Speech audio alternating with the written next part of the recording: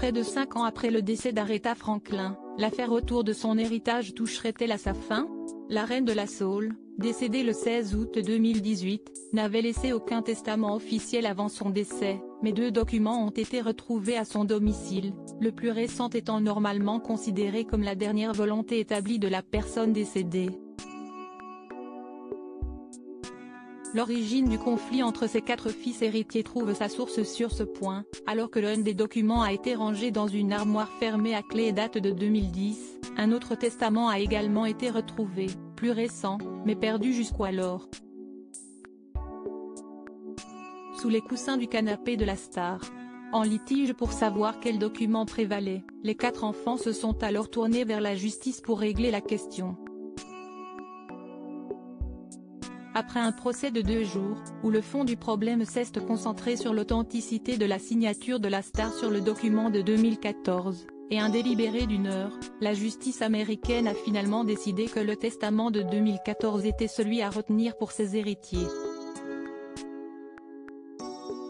Cette décision devrait se révéler particulièrement favorable à l'égard du dernier-né de celle qui a chanté pour l'investiture de Barack Obama, Kekalf Cunningham, et à ses enfants, qui devraient ainsi récupérer le manoir de l'interprète de respect, situé dans la banlieue riche de Détroit, mais aussi les véhicules de la chanteuse.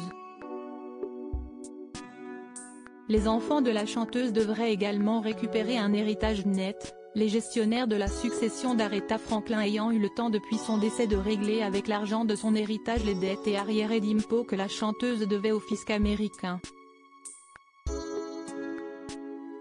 Photos, rétro, France Gall, Jacques Higelin, Morane, Aretha Franklin, Charles Aznavour, Philippe Gildas, ils nous ont quittés en 2018. Aretha Franklin, de nombreux hommages à sa mort. Et certaines polémiques. Lors de la mort d'Aretha Franklin, l'émotion à la suite de sa disparition a submergé le monde entier.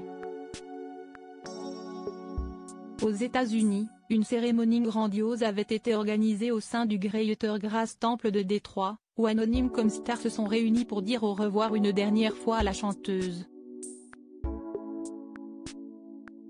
Parmi les célébrités présentes, de nombreux artistes comme Stevie Wonder, Jennifer Hudson, Ariana Grande ou encore Smokey Robinson, mais aussi des personnalités politiques comme le couple Clinton, venus présenter leurs derniers hommages à la chanteuse et à sa famille en leur nom mais aussi en celui du couple Obama.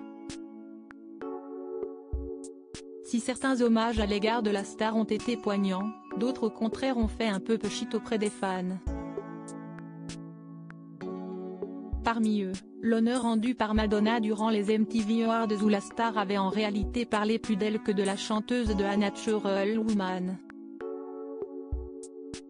Autre star dont l'hommage était difficilement passé, celui de Jim Carrey qui avait alors dessiné la chanteuse pour saluer sa mémoire, mais qui avait un peu trop éclairci sa peau aux yeux des internautes, ce qui avait provoqué la colère et la polémique chez certains. Crédit photo, Backgrid USA.